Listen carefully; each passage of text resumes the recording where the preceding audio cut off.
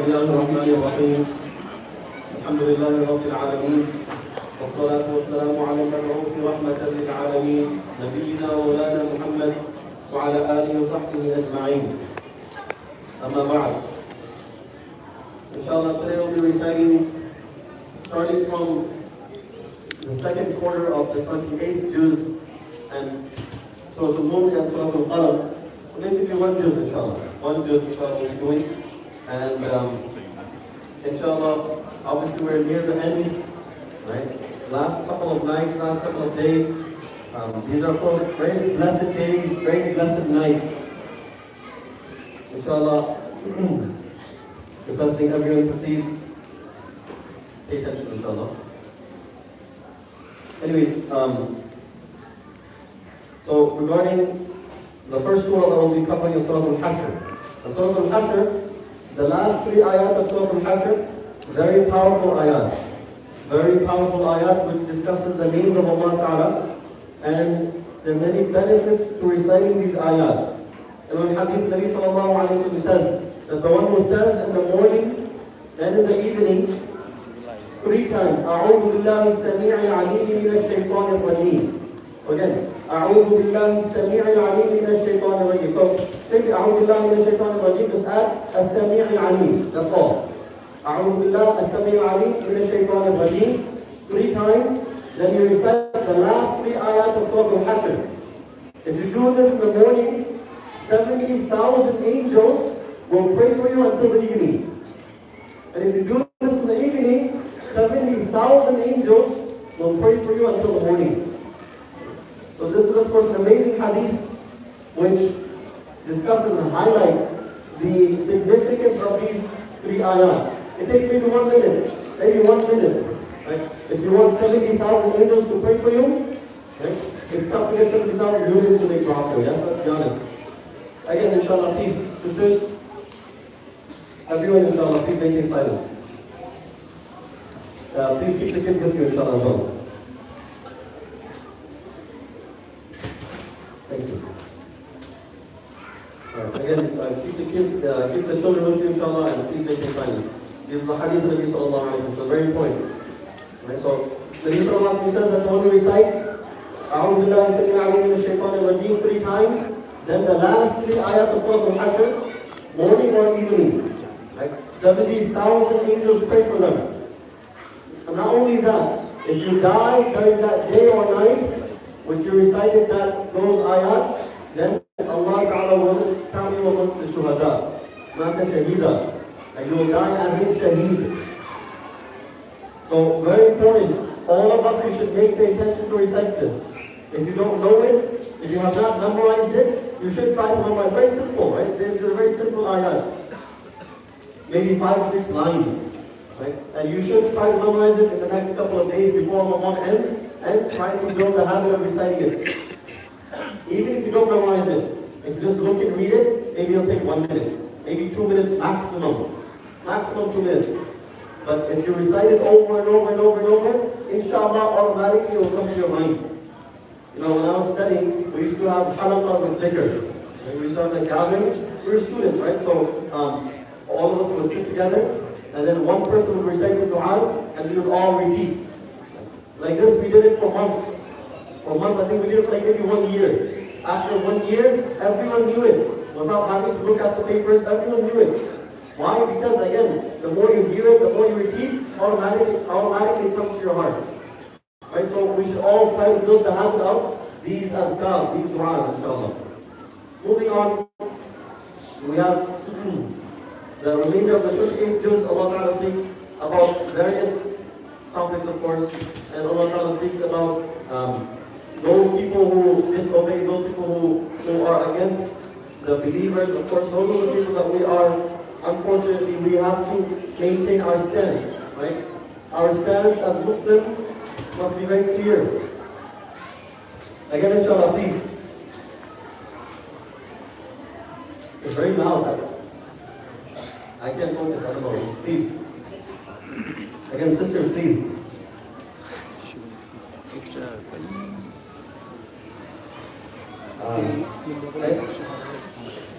Kids, please. Parents, please bring the kids next to you.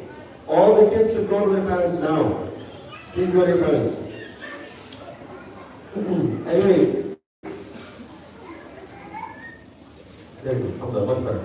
So, anyways, as I was saying, that we must be very clear on our stance, right? Muslims must be very clear on our beliefs. Our beliefs are very clear.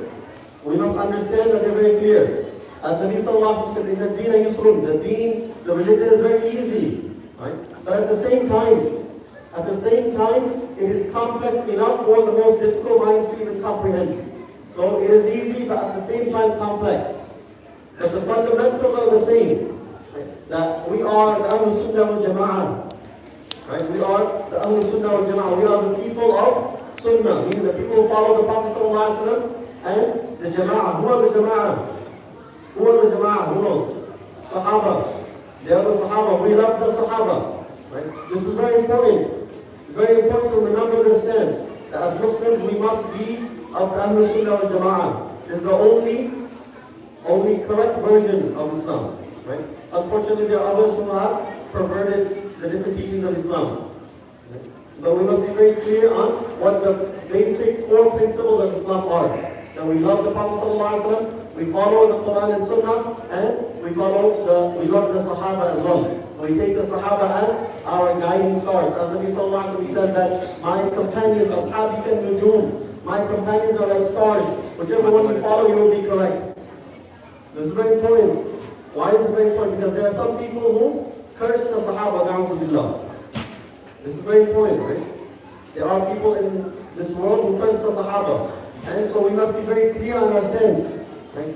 Again, no one is advocating for violence. We're not saying that. Right? But we must be clear on our stance. Who are the true Muslims and what our beliefs are.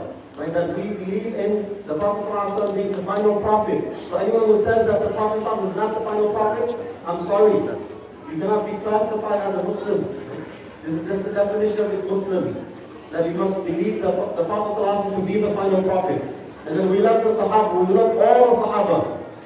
We love all of the Sahaba. Abu Bakr, Umar, Aisha, Khadija, they're all our Sahaba. Muawiyah, Ali, they're all our Sahaba. We love all of them equally. Just as we love all of the prophets equally. We love the prophets, we love the Sahaba. This is very important. And I wanted to take some time to clarify this.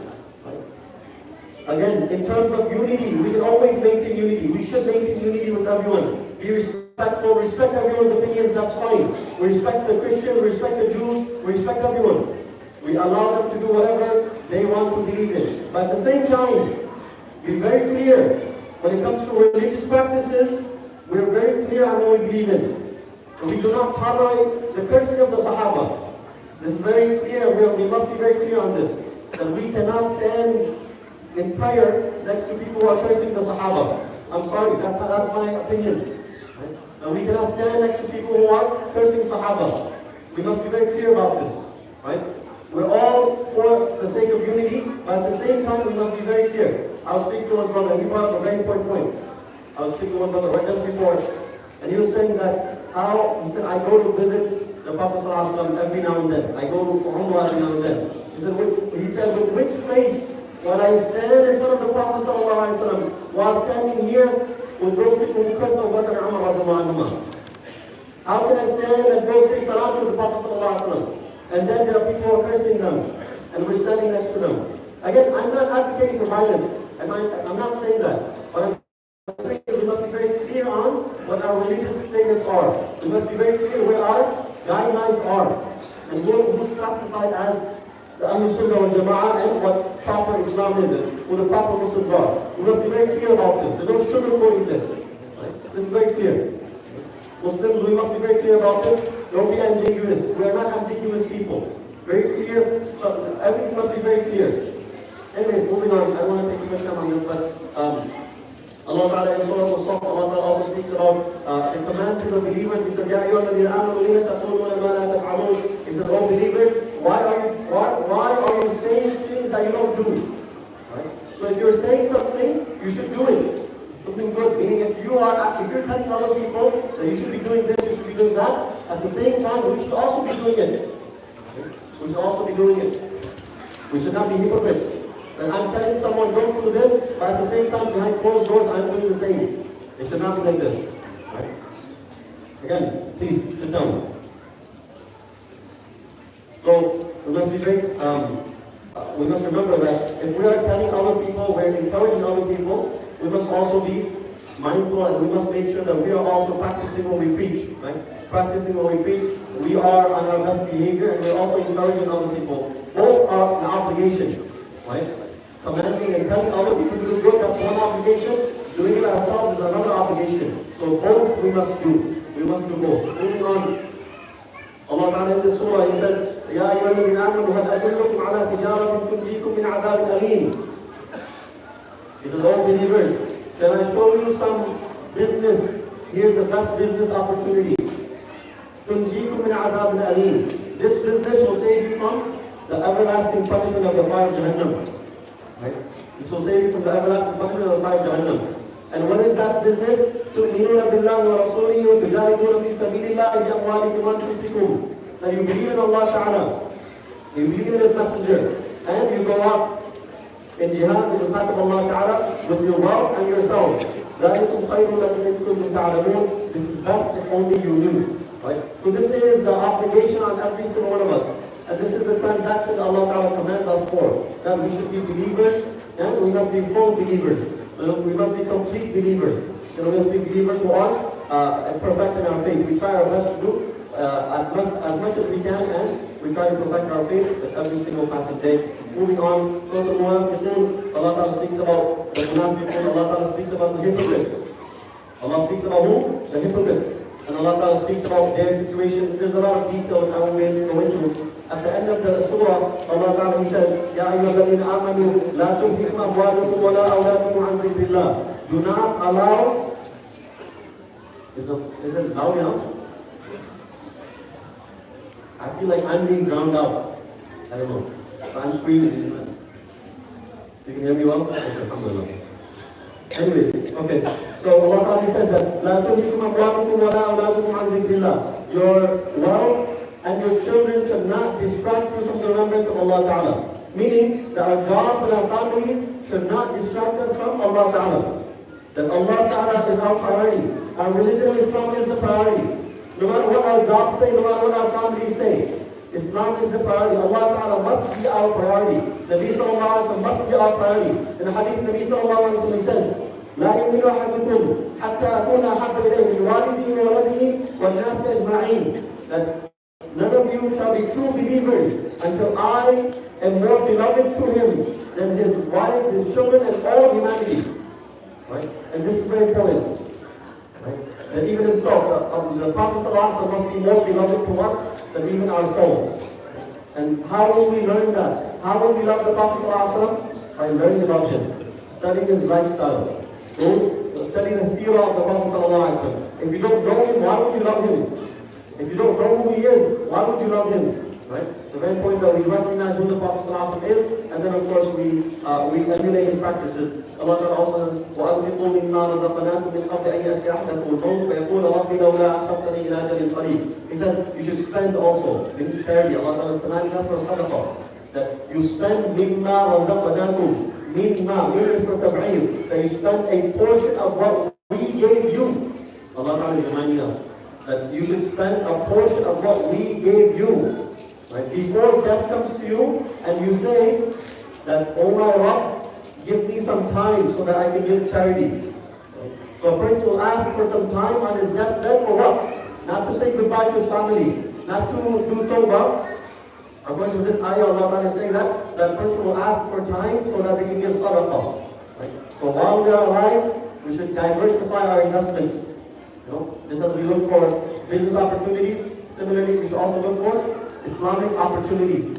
Business opportunities of investment for our religion, for our deen. So invest in in building masajid, building madaris, and so on and so forth. As you all are aware, alhamdulillah, inshallah, we'll be discussing about the update for the new masjid, inshallah, on our Khatana, which is Monday night, inshallah. Of course, you'll hear about all the updates, what's happening. Some people, they have this perception. Some people, they have a perception that what? There's no one is doing anything, and they want the masjid to not be built. I've said this before, right? Some people, they have this perception that the board does not want the masjid to be built. How does that make sense? Tell me, why does that make sense? How does that make sense? Logically, how does that make sense? It does not make sense, right? Of course, everyone wants the masjid to be built. The board wants the masjid to be built. I want the masjid to be built. The entire community wants the masjid to be built. As I said before, no one wants the masjid to be built more than the board and I. Probably. No one wants. Why? Because we're constantly hearing it, that you guys don't want the masjid to be built. Why would we want to come to this hall? Why? Right? Why would we want this? We don't want this. We want the masjid to be built. And so there are many updates. Join us for the Khatm night. You'll hear all the updates, inshallah, and you'll be able to, inshallah, contribute as well to those updates as well, inshallah, and to the building of the masjid. There's a lot more to say, inshallah, but we'll stop, inshallah. I'll talk about social move tomorrow. Inshallah, tomorrow. That way we have time for that, inshallah. But please, inshallah, join us for the Khatm. Lastly, the Bengali community, I wanted to make this now before, but the Bengali community, mashallah, they hosted the iftar today, mashallah. By the way, this may be the last year we do like community iftar, meaning like individual community, Bengali, Indian. We may not do that in the next year, inshallah. Just so that everyone is collected in their efforts, inshallah. Because many people donated. We don't want to say that they did not donate. We don't want to, lose those people as well, inshallah. But anyways, may Allah bless all those who donated for all the iftars, and Allah accept everyone. But specifically, the community, the brothers and sisters who donated today for today's iftar, mashallah. Last year they did 2 iftars. The Bengali community, last year they did 2 iftars. This year, they raised more money, they raised enough money for more than 2 iftars. But they only did 1 iftar. Why? The second iftar money, they're sending to Gaza, inshallah. So that's something which we should all think of. All of us should think about this, by the way, right?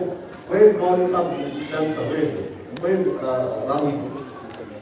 Here, Abdullah, my son? Anyways, not here, right? 2 years ago or something, right? We were collecting money. I'll stop here. We were collecting money for the masjid. And we were saying, you know what, you should give some money, everyone should donate. I forgot what it was, like maybe, I don't know, $300 or something like that, right? And so mashallah, his son, the Muslim's grandson, he raised his hand. Right? I don't know if you guys know this story. Anyway, he raised his hand. And I made a joke, I said, make sure your father knows that you donated. Abdullah, he looked kind of confused. I'm okay, mashallah. Anyways, moving on. Later on, our muazzin, he told me later, he said, listen, my grandson, he raised his hand on his own. And then later he went to his father, and he told his father that my birthday is coming up. And the money that you are going to spend on the birthday, please don't send it to the masjid. Amazing. Amazing, mashallah, right? So my thing is, save some dinners, right? Don't go out to eat, and tell your kids that this food today we'll be sending to Gaza, inshallah. We'll be donating this, whatever money we save for today's dinner, whatever it is, whatever money, for example, eat clothes, whatever it is, that we'll save this money and we will donate it to Gaza, for example, right? Please remember the people of Gaza, don't forget them, inshallah, and continue to pray for them, and Allah will make them easy, Sorry.